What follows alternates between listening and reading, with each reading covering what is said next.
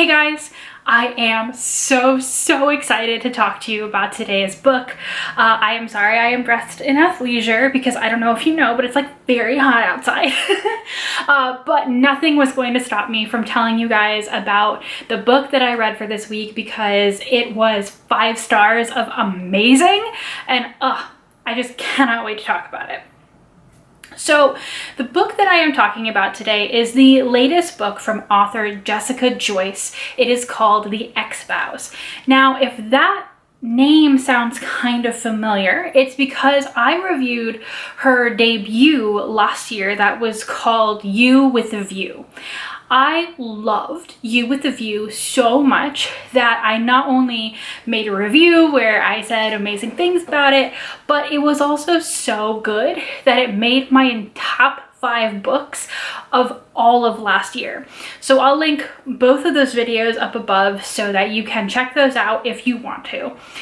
But basically what this means for the Ex Vows is that I had a lot of expectations and also trepidation, because it's sometimes hard to guess, like, you know, was this book just a one-off that was really good and now the next book isn't going to be as good? Honestly, I think the Ex Vows was better. There's still room for improvement, I think, to Jessica's writing, but it is better, and that is so exciting for me as someone who wants to continue to read Jessica's stuff, because that means I feel like the next one's only gonna get better. So The Ex Vows is the story of Georgia and Eli. Now this is a single POV romance from Georgia's perspective. If you know anything about me, you know that single POV romances are a really hard sell for me. I much prefer my dual POV. So let that sink in for the fact that I'm giving this book 5 stars. But anyway, so to start off with, we meet Georgia. She is a very successful HR director and recruiter for a company, a job that she really loves. And she is about to be offered a promotion. She's currently living in San Francisco, and this promotion would send her to Seattle, which is going to be a huge life change. This is very distracting, disruptive, and terrifying to Georgia, even though she basically helps staff that office anyway. She knows all those people because she is already dealing with some fallout in her very close relationships. So her best friend, Adam, who she has been friends with since grade school, has recently decided to get married to his very long-term girlfriend, Grace. Now, Georgia loves Grace. She's never had any romantic feelings for Adam, but that, coupled with the fact that her roommate has recently left her to shack up with her girlfriend, is basically making Georgia feel like everyone else is moving on with their lives and kind of forgetting about her, and she's worried that if she goes to Seattle, that'll just make it worse. This is compounded by the fact that she thought that she had her romance for the ages in her also best friend from high school named Eli. Eli, and Adam were completely inseparable. They called themselves the 3 Musketeers. But Eli and Georgia kind of just had like friction from the first time they met. Now, they didn't date in high school. They waited until they were in their 20s or so when they were both at the same college. And then they were together for a number of years before their romance ended spectacularly. But they've been pretending that the breakup was amicable to not disrupt Adam in their friendship. This leads us to today, where Adam and Grace's wedding appears to be cursed. Everything that could go wrong is going wrong, including but not limited to their chosen venue burning down. And so while Adam and Grace are trying to deal with stuff in San Francisco, they ship Eli and Grace up to the new venue, the one that they have found, to basically prepare this wedding within a week. And so they are in forced proximity, trying to deal with like these new challenges and also past baggage. Now, as I said, single POV romances are usually a really hard sell for me, especially when you can kind of tell from the beginning that there are some things about Eli's life that are different, but we just don't know them because we don't get his point of view, and it takes him a while to tell Georgia what's going on with him. And also Eli seems to have kind of entered this period of his life with a lot of the stuff that broke him and Georgia up previously kind of figured out, even if Georgia doesn't know that yet. So this book, I think, is single POV because it is Georgia's journey.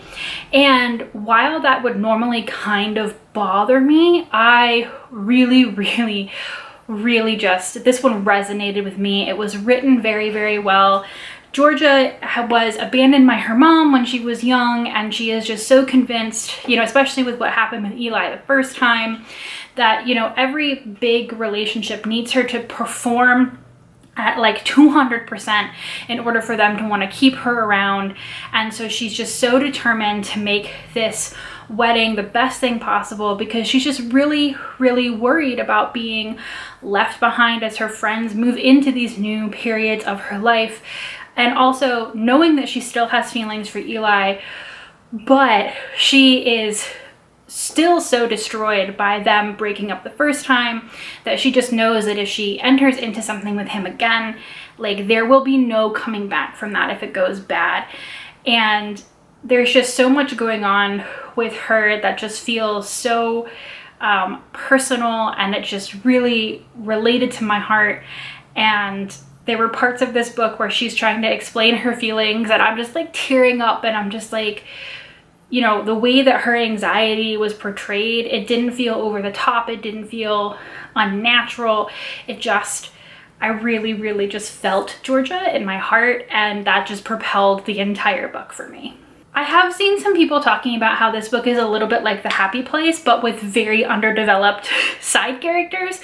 And I do want to say that, again, normally something that really propels a book for me is other characters being involved and being very well developed and having more things going on than just the regular plot. However, the entire point of this plot is that, you know, Georgia and Eli have been sustaining their friendship by performing that they're fine for their friends, and they are sent up to this like location wedding destination to set up this wedding alone, and that's what is propelling them to kind of have to deal with these issues because there's no buffers around them anymore. There's just the two of them and their baggage.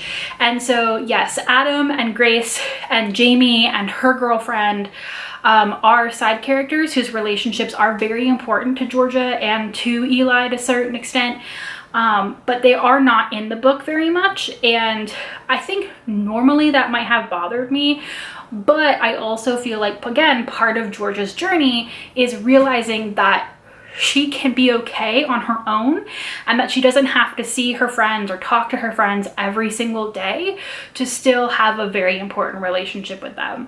And so that distance was so important to the plot in multiple ways that it would be silly for me to complain that those characters weren't deeply fleshed out or present, because the entire point is that they're not. This book just talks about mental health and trauma so well. Like, one of the things, you know, without spoiling anything too much, because this is something that Georgia has known since the first time she dated Eli, is that Eli has panic attacks, and she was trying to get him to go to therapy when they were together. It didn't work for the reasons that broke them up. Again, I'm not going to super spoil it, but by this point, when they are hanging out again in this book, he has gone to therapy, and he is like literally sharing with Georgia the way that he deals with his panic attacks, trying to help her find strategies to also deal with her own anxiety, recognizing that they're not the same, but that they have these very intelligent, like very supportive conversations about their mental health and their anxiety and how to handle that and support each other when it's happening, and that just the other person being there is not going to solve everything. They still have these issues that they have to deal with and need to support each other through. One of the other amazing things about this book is that, you know, that like 75% of the way through in a romance novel thing where the characters usually have to like break up, normally it's quite a manufactured reason, and most of the time it's something that I just want to skip past and not really deal with. Well, again, I'm not going to spoil it in this book, but I think a really good word to use for the plotting of this book is just very intelligent. The thing that happens toward the end of this book, it is not at all what you would normally expect from the romance plot, and it also is just like a really emotionally intelligent move by the characters, particularly Georgia, to continue this journey of self-growth that she's on, so that Eli and her can continue to grow a healthy relationship where they're each an independent person. Honestly, I think one of the reasons this book is so relatable is because I feel like for people who are in a certain age range, and if the birthday cards don't kind of show that off, I have recently turned 30, but like, you know, when you're in that transitionary period in your life where you've had these very, very strong relationships, and it's felt like for so long, either through like, you know, K through 12 schooling or through college, where you were all kind of moving at the same pace, but then you've left those areas, you've spread out a little bit more, your lives have gone in totally different trajectories, and to feel not as close to your friends anymore, to be worried about those friendships fraying, and to worry that if you don't stay on the same like track as your friends, that you'll just go your separate ways until you never come back to each other again. And I feel like this book just deals with all of that plus plus this relationship that clearly had its issues, particularly not like with miscommunication, but not the dumb kind, with two people who have their own certain set of traumas, and they weren't able to communicate what they needed until Georgia was just like, I can't do this anymore, and she left, and kind of helping to break that cycle for both of them. And they've needed the space apart to come back together, and they continue to take a healthy amount of distance in between their very spicy scenes to continue to work on self-growth as well as growth as a committed partnership. And it's just beautiful. Okay, I really loved it. I don't want to continue to go on and on and on about this book, but I just had such a strong emotional attachment to the entire plot line and the feelings that were expressed, and it just really hit me personally close to home. And it had a lot of elements that you would have thought would have meant that I wouldn't like it, right? Single POV, not a lot of extra like interaction with the side characters or subplots, but it was just written, as I've said, in such an emotionally intelligent way that I couldn't help but love it.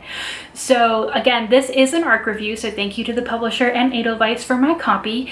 You will be able to get yours from your local library or your local bookstore soon, in a couple of days, I think, from when I post this.